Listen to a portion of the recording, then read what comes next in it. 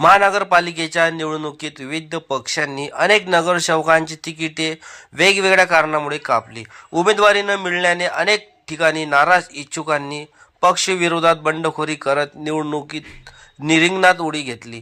त्यामुळे संबंधित पक्षांची डोकेदुखी वाढली. मात्र अकोल्यात एक वेगळे चित्र पाहायला मिळाले. एकनाथ शिंदे यांच्या नेतृत्वाखाली शिवसेनेत तिकीट नाकारलेले गेले तरीही काही नगरसेवकांनी बंडखोरीचा मार्ग न स्वीकारता पक्ष मजबूत करण्यासाठी माघार घेतली. या निष्ठावंत कार्यकर्त्यांची जाहीर सभेत स्वतः एकनाथ शिंदे यांनी मनापासून स्तुती केली. रमेश गायकवाड, अविनाश मोरे, राजकुमार यादव आणि संगीता शुक्ला यांनी बंड न करता निवडणुकीतून माघार घेतली.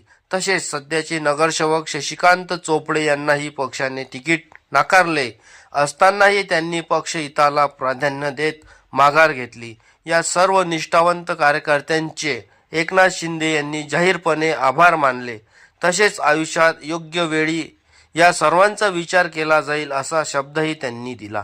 कार्यकर्त्यांची जाणीव ठेवून दिलेली ही शाबासकी पुन्हा एकदा एकनाथ शिंदे हे कॉमन मॅनचे नेते असल्याचे सिद्ध करते.